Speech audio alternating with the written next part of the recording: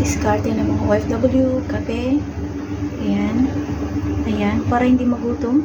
Diskarte yan, guys. Diba? Huwag uuwi. Diskartehan nyo lang yan. Pumasok kayo sa inyong pagiging OFW. Sakripisyo. Yan. Kung hindi kayo binibigyan ng pagkain, dumiskarte kayo, guys. Huwag kayo agad-agad magpatulfo. Diba maraming paraan kung gustong tumagal na maging OFW at kumita ng malaking pera para sa pamilya, diba? Natin pumunta ng ibang bansa, kailangan nating dumiskarte. Utak ang pagganahin natin dahil tayo mga Pinoy, madidiskarte. Kaya kung wala kayong ulam, madali lang yan. O diba? Hindi ako nagpo-promote, pero yan ang pinakamura dito. Dito lang sa Hong Kong yan, guys. Ayan. Kung wala kayong kung nagsasawa na kayo sa peanut butter, gawin nyo yan. O, diba? Bumili lang kayo yan. Diba? Sariling pera. At least nakakatiis. Diba? Nakakatipid. Hindi lang yun. At maibsan nyo ang inyong mga gutom. Hindi kayo magpatulfo. Hindi kayo uuwing gutom na gutom. Diba? Diskartehan nyo lang yan, guys. Tayo mga Pinoy, madiskarte nga. Diba? Huwag tayong ang tatapang nga natin. Diba? Ang tatapang natin. Diba? Sobrang tapang natin. Diba? Kaya, gawin nyo kung ano yung nararapat. Dumiskarte kung nagugutom. Magluto ng kanin. Mayroon dyan sardinas. Diba? Kahit ano dyan, patis, bagoong. Okay na yun. Solved na. Diba? O, see? Kung may itlog dyan, dumiskarte ka. Kung madamot ang iyong amo, gawin mo to. Diba? Ito lang. Paalala sa inyong mga OFW. Tayo mga OFW, magkaisa. Dapat bago tayo sumabak sa ating pagiging OFW, pumunta sa ibang bansa. Diba? Nagkakandahirap tayo. Diba? Nagkakandahirap tayong magpunta-punta sa kung saan-saan na para lang mag-training. Diba? Nagkakandahirap tayong saan tayo kukuha ng pangbabayad sa training natin. Tapos, ayan, hindi natin madiskartehan. Diba? Tapos, uuwi tayo. Gusto natin 7 days pa lang. Ano yan? Nagpunta lang kayo sa abroad para dumumi, o kaya namasyal lang kayo. Ano yan? Siniswerte? Dapat dumiskarte kayo kung nagugutom kayo. Kung gutom na gutom talaga kayo, wala kayong magawa sa buhay nyo. O diba? Dapat simula pa lang na nagtitraining kayo, nag-apply kayo, diba? Dapat inisip nyo yan. Huwag kayong uwi. May 17 days, may 3 months, diba? Hindi ka naman inaabuso, hindi ka naman pinapalo, hindi ka naman sinasaktan ng inyong amo. Diba? Bakit ka uuwi? Diba? Isipin nyo, guys, ang pinaghirapan nyo, diba?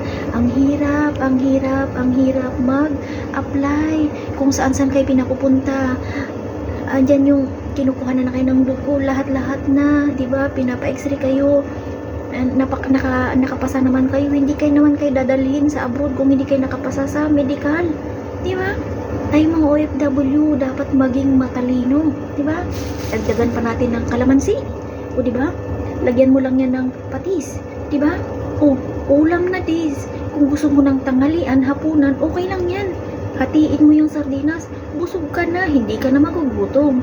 Ganun lang ang diskarte, 'di ba? O sa sunod na araw, dumiskarte kayong ulam mo din, 'di ba? Dagdagan pa natin ng isang kalamansi para maging masaya. 'Di ba? Ayan, galing yan sa Pilipinas. Dumating yung isang kaibigan naming Pinay. Ayan, mamahigan na nabigyan din kami ng kalamansi, o diba? At dumiskarte na rin ako. Dahil gusto ko ng sardinas, diba? Oh, kadali lang yun, diba? Diskarte lang yan, guys. Tayong mga OFW, dapat maging yung utak natin, no? Maging matalino tayo lagi. Dahil tayong mga Pinoy nga, diba? Palaban.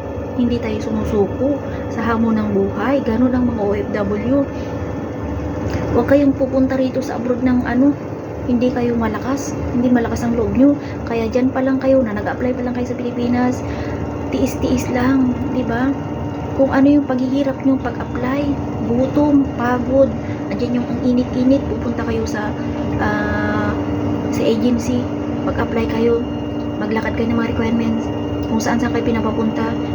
Tapos magte-training pa kayo, hirap na hirap, 'di ba? Kung saan kayo kumukuha ng mangungutang kayo pang placement fee o pang diyan, pamasahe, papuntang agency, pang OWA, kung saan mag-TESDA, ganun, 'di ba? Dapat Isipin nyo yung paghihirap nyo. Huwag yung isang beses lang, kunting hirap lang. Diba? Ayoko na. Nahihirapan ako sa trabaho. Diba? Tayo mga OFW, huwag nating paanuhin yung sa ating sarili, diba? Grabe. Ang dami kong naanong mga dyan na mga OFW, no? Alam nyo, sa totoo lang guys, isang taon pa lang yung anak ko noon. Parang wala pang isang taon noon. Akala nyo, iniwanan ko yung anak ko para iniisip ko kasi mag-aaral ng kolehiyo. Tapos yung isa kong anak din, mag-aaral din ng sunod-sunod na sila. Yun ang inisip ko, 'di ba? Tapos gusto ko ring matapos yung aking bahay at matapos na yung aking bayarin sa pagbabayad sa bahay para lang mapasa amin ang aming titulo ng aming bahay, 'di ba? Ayun, nagtiyaga ako.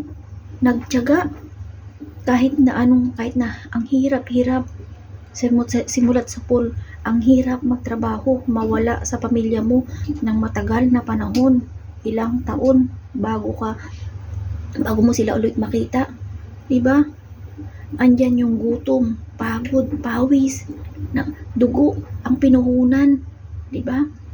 Tapos aatras ka bilang isang OFW, nahirapan ka lang isang beses, 'di ba? Nagutom ka lang ng ilang oras, 'di ba? Pwede ka naman kumuha ng isang tinapay o posibleng walang tinapay sa loob ng bahay ng amo mo, 'di ba? Kung nasa Middle East ka naman, kung kubos, 'di ba? Madali lang diskarte.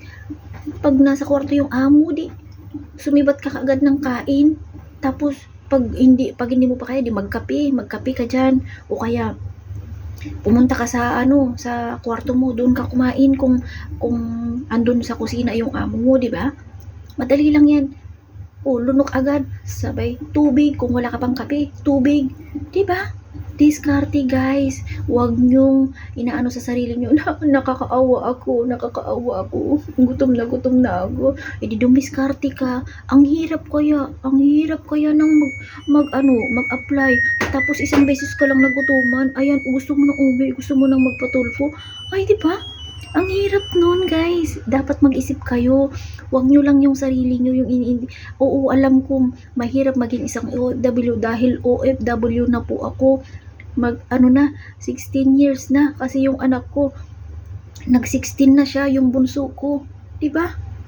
Isipin niyo guys yung paghihirap ko. Ako nga na mayroon na akong sakit, nagkasakit na ako ng high blood, nagka-fatty liver na ako, pero andito pa rin ako, tinatapos ko na lang yung aking kontrata.